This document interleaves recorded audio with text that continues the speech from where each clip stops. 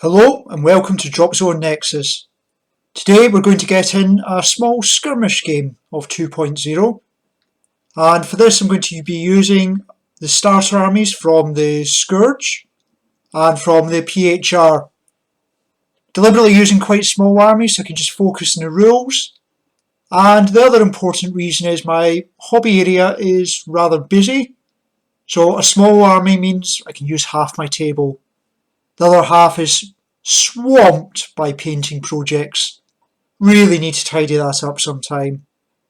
Anyways, let's go and have a look at what we're going to be using today.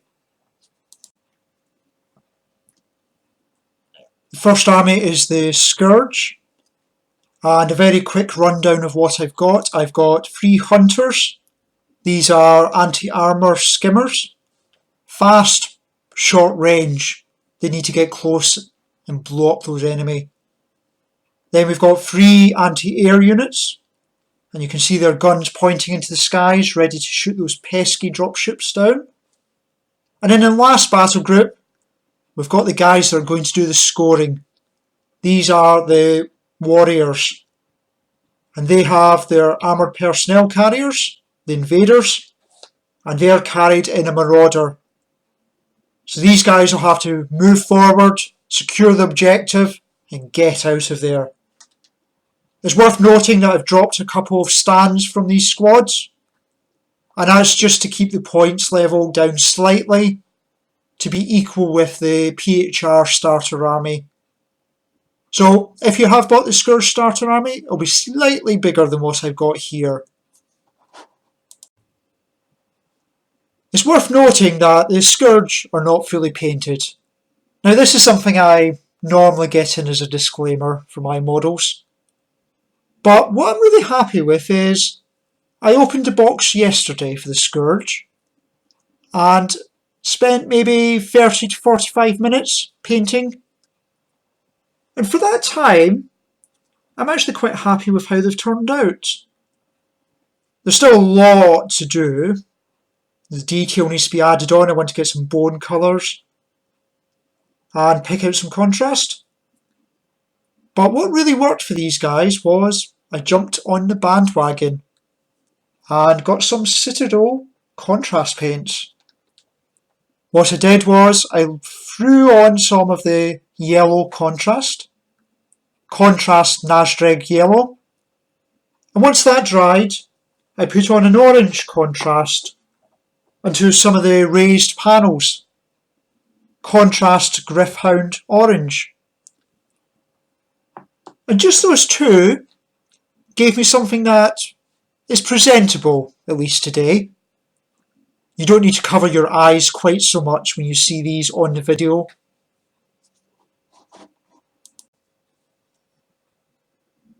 PHR force is formed around 4 walkers. 2 of these are Ares, which have sensors, which are ideal for hitting the Scourge skimmers.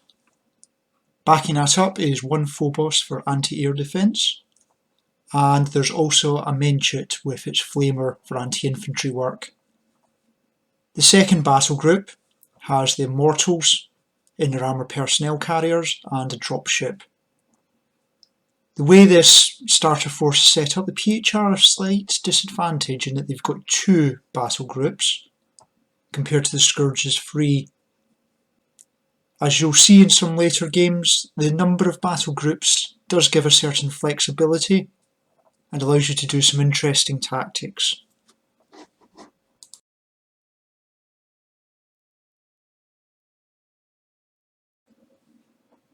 Mission is targets of opportunity. There's 3 objectives across the centre line. The infantry have to go and secure these and extract them. I'm playing on a half-width table at the moment. That's more as I'm setting up terrain still and limited in space. But we'll get some bigger games in once I've got that ready.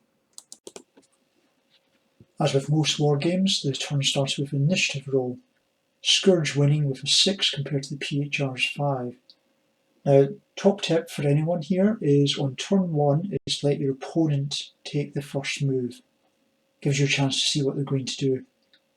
So the PHR flew on with the walkers still in the transports, but they stayed on board, staying in cover and waiting to see what was going to happen. Countering this, the Scourge Reapers were a bit more aggressive.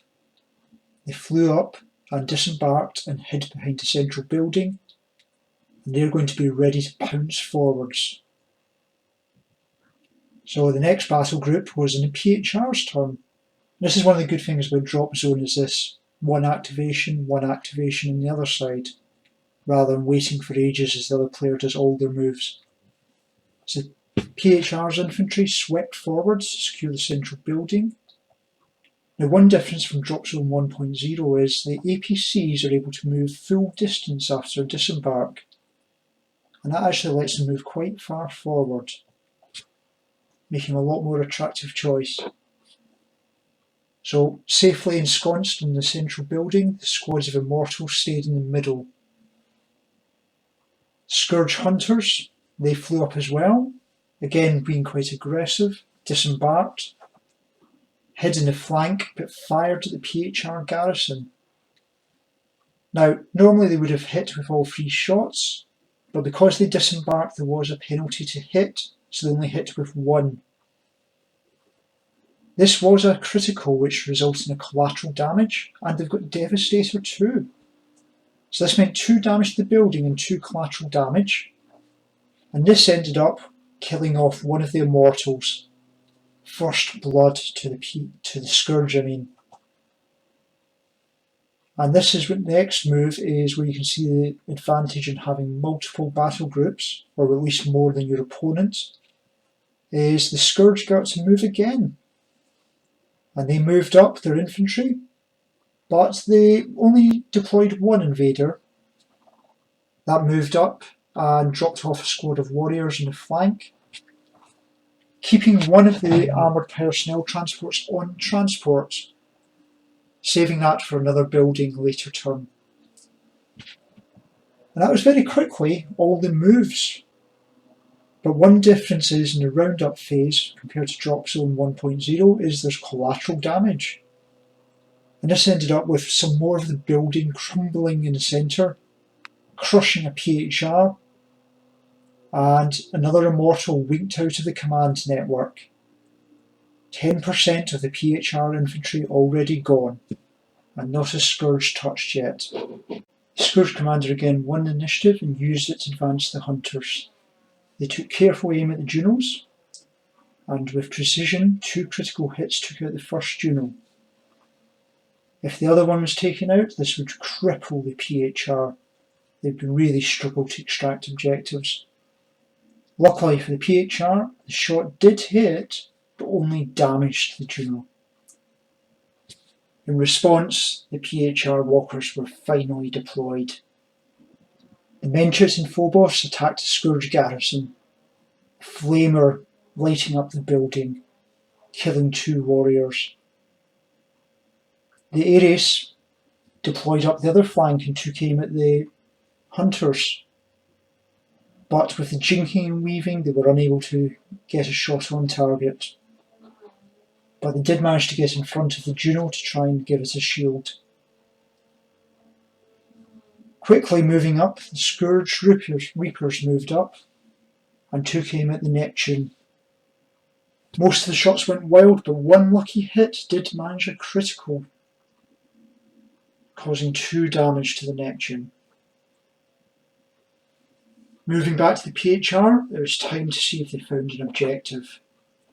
Now this would be harder because there was a nearby enemy to the garrison, but with lucky rolling the Immortals did find the objective, and they bomb bursted out of that building, ran back to their damaged Juno, and were extracted off the table. This left 1 squad stranded in the middle building. So they decided to sell their lives dearly, manned the walls and fired at the Hunters. Surprisingly, the massed fire did manage to take out a Hunter, leaving it a smoking wreck. This left the last activation, the Scourge Warriors and Marauders. The Warriors failed to find objective, but bravely kept on looking despite the nearby Flamer and the Menchet.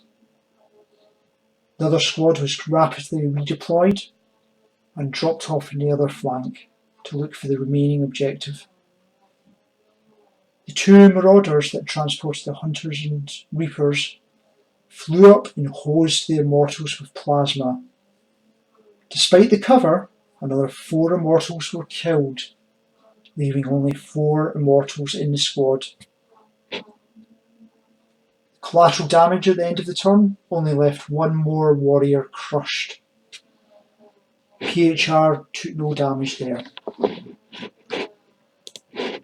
To mind again, 1 initiative, and this is where they chose the wrong activation. They really should have chosen the warriors first, scanned for the objectives, and tried to get out of there. But instead they went too aggressive and activated the hunters.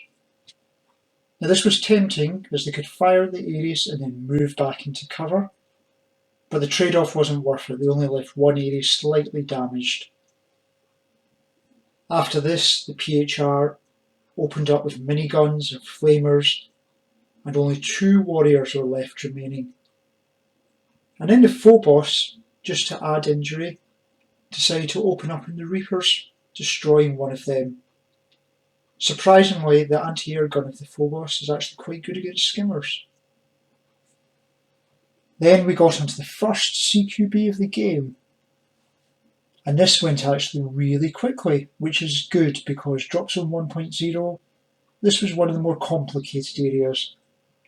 But the PHR infantry charged across the road, rolled their dice, then because they were disadvantaged they re-rolled them again, and then there were just 3 dead warriors. Easy peasy. And the other immortal squad bravely returned to the fight in their Neptune. Now, as I say earlier, the warriors that I should have activated earlier decided to search for the objective, but they failed. And this is annoying because they actually would have found it if I'd remembered to use the scan rule from the transport. But this is how you learn, by mistakes. Turns 4 to 6 flew past, and this is really because we're using small armies here and casualties were mounting. There wasn't too much to move. But key highlights really were that the PHR actually started to win initiative, and they were able to eliminate the remaining Scourge warriors in CQB, which meant they were able to secure the second objective and hold that. They didn't get it all their own way though. The Scourge were able to dart forward and destroy the last Juno, meaning the PHR just had to hold the objective and sit there. They weren't able to get it off the table. But still a victory point, but not as good as getting it off the table and getting another one. And that was really the highlights of turns 4 to 6. Roundup time then. So, game over, and I think the rules have been streamlined. New players will pick this up quickly, and it's still enjoyable. It's not been simplified to the point that you lose the interest in the game.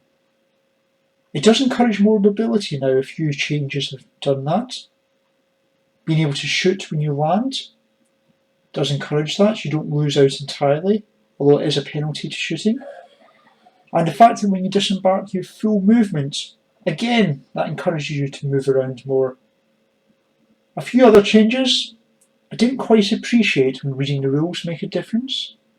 The reduced rule makes infantry quite deadly actually, being able to focus the fire.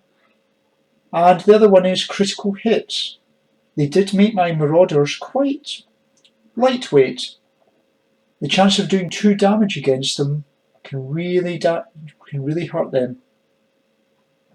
So what I'd like to see is, if you've got any comments, let me know. Please post them. If you like, and all that normal YouTube jazz. You can tell I'm still picking this up. The plan for the next one is probably to comment in a game or 2 that I've got coming up next week. Quite looking forward to that. Against another player with all the factions. And we'll just need to decide what we do whenever we do a few small games or a few bigger games.